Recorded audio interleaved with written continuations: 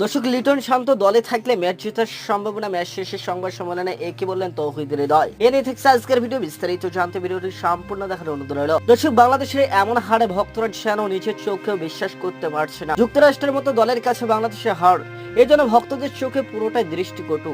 তবু এখন বিশ্বাস করা ছাড়া যে আর কিছুই করে নেই টাইগার ভক্তদের। দর্শক, যুক্তরাষ্ট্রের মতো দলের কাছে 3 ম্যাচের সিরিজের প্রথম টি-20তে 5 উইকেটে হেরে সিরিজে 1-0 ব্যবধানে পিছিয়ে পড়েছে নাজমুল হোসেন শান্তর অধীনে থাকা দলটি।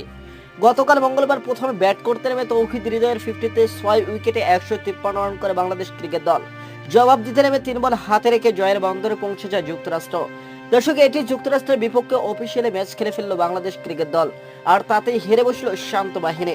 বাংলাদেশের লজ্জাজনক এই হারের কারণ কি চোখ বন্ধ করেই বলা যাবে। চোখ বন্ধ করেই বলা যায় চরম ব্যাটিং ব্যর্থতা। টপ অর্ডারদের ব্যাটিং দৈন্য দশা যেন কাটছে না। আর কবে নাগাদ এই দশা কাটবে টাইগার ক্রিকেটারদের, দর্শক, তা হয়তো কারোই জানা নেই। ব্যাটারদের চরম ব্যর্থতায় যুক্তরাষ্ট্রের মতো দলের কাছে হারের কারণে দারুণভাবে আশাহত হয়েছে বাংলাদেশ ক্রিকেট প্রেমীরা।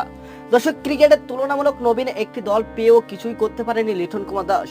বরাবরের মতো ব্যর্থ অধিনায়ক নাজমুল হোসেন শান্ত। এদিন শেষ দিকে মাহমুদুল্লাহ রিয়াদ এবং তৌহিদ হৃদয় যদি 66 রানের জুটিটা না করতেন, তাহলে বাংলাদেশের হারের আকারটা আরো বড় হতে পারত। এদিকে বাংলাদেশের এমন হারের পর সংবাদ সম্মেলনে এসে তৌহিদ হৃদয় জানিয়েছেন, এমন হার মেনে নেওয়া কষ্টকর আমাদের জন্য। প্রতিটি ম্যাচে আমাদের টপ অর্ডারে ব্যাটাররা ভালো খেলতে পারে না। খারাপ খেলার প্রতিযোগিতা নিয়ে ব্যাটাররা মাঠে আসে। এভাবে খেলতে থাকলে আমরা কখনো জিততে পারবো না। এমনকি উগান্ডার সাথেও আমরা হেরে বসবো। তিনি আরো বলেন, বড় রান না করতে পারলে পরের ম্যাচ আরো কঠিন হবে আমাদের জন্য।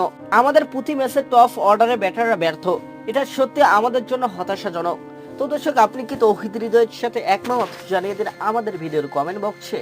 এতক্ষণ আমাদের সঙ্গে থাকার জন্য আপনাকে অসংখ্য